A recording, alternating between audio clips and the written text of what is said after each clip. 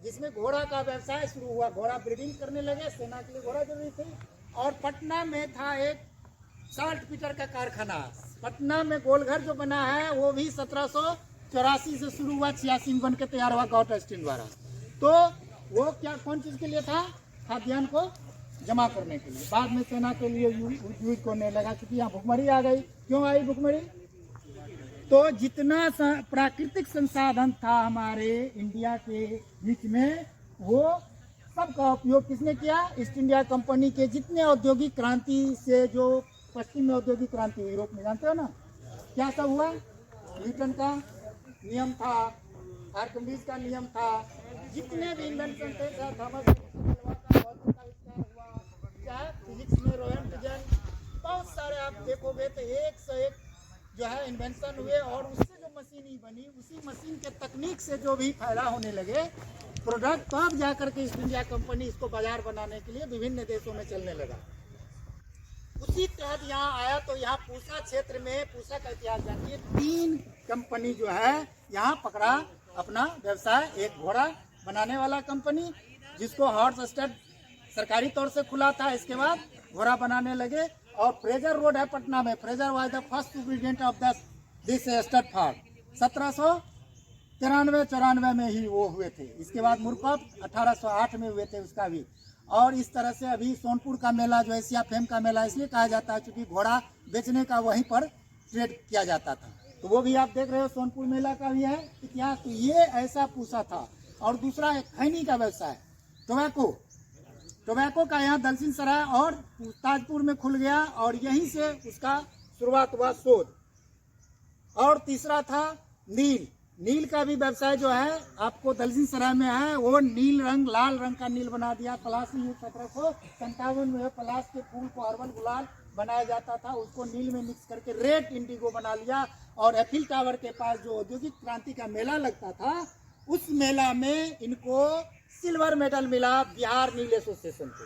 इसके लिए होड़ मच गया, चलो बिहार, सब कंपनी जो है बिहार आने लगा। और चाय की कंपनी हो, चाहे जूट का कंपनी हो, ये सब, चाहे वो हैस की बात आप लोग 1784 से 1874 पर बंद हो गया।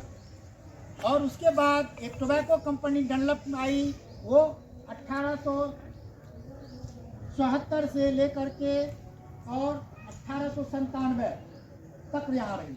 और वही ताजपुर में और दलसिंह सराय में खैनी का फैक्ट्री था और सिगरेट का फैक्ट्री खोल दिया, और लोगों का लत ऐसा लगा दिया जो गुटखा में आगे चल गए। तो ट्रेड ऐसा नहीं चाहिए, खैनी जैसा नहीं चाहिए, तंबाकू जैसा नहीं चाहिए, शुगर केन जैसा चाहिए, ताकि आपका पूजा पाठ में उसका उपयोग हो। और आप मॉडर्न टोपी से लेकर बच्चे से लेकर के बूढ़े तक सबका पसंद मिठास है। हर पूजा पाठ हो, भोज भाज हो, चाहे खुशी का अवसर हो, तो हर एक में जो है मिठास का उपयोग होता है। तो ये सब चीज़ें हैं। इसके बाद जो है टोबैको कंपनी बंद हुई, और ये 1875 में इस जगह पर एक मॉडल फार्म एग्रीकल्चर का खुला, जिसमें कर्जन साहब देख लीजिए, वहाँ पर लिखा हुआ कर्जन आए। और कर्जन साहब के नेतृत्व में ये काम 1897 से शुरू हुआ, 1905 तक चला। 1905 में इसी बिल्डिंग की स्थापना हो गई, और पूरे विश्व का सेकेंड मोस्ट इम्पोर्टेंट विज्ञान का, कृषि विज्ञान का केंद्र बना रोथम स्टड के बाद दूसरा। ये भी बता दिया आपको। ये 1934 के भूकंप के बाद यहाँ से ट्रांसफर हो गया, 36 में ट्रांसफर हुआ। 36 के बाद वो बिल्डिंग देख लो, वो SRI इसी कैंपस में आ गया। 36 से लेकर 70 तक रहा, यानी 3 चीज हो गई।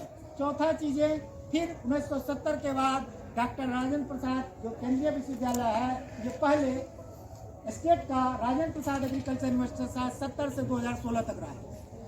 पुनः शिक्षा और शोध की संस्थान ये बरकरार रही, और 2016 से केंद्रीय विश्वविद्यालय बन गया, अभी 2023 है। तो इस कैंपस में आए हो, इसीलिए इस जगह को हम लोग कहते हैं, वहाँ क्या लिखा हुआ है? कृषि शोध और शिक्षा की जन्मस्थली पूसा। ये अखंड भारत की कृषि शोध संस्थान और शिक्षा की जन्मस्थली है। यहीं से आप जो है विभिन्न फूलों के वैरायटी हो, चाहे फलों के वैरायटी हो, चाहे विभिन्न मछली का ये उत्पाद हो, चाहे वो गौधन हो, चाहे मधुमक्खी पालन हो, जितना एग्रीकल्चर प्रोडक्ट होता है सब में, और पेड़ पौधे में, खास करके पौधे में हाइब्रिडेशन की प्रक्रिया जो मेंडल लॉ का है उसका शुरुआत हुआ। और यही पूसा चली गई जब 1936 में, कहाँ चली गई? दिल्ली। तो ये पूरे भारतवर्ष का वो एक ICR बना हुआ है, और ARI वहाँ एक शोध संस्थान इसी का नाम हो गया, एग्रीकल्चर रिसर्च इंस्टीट्यूट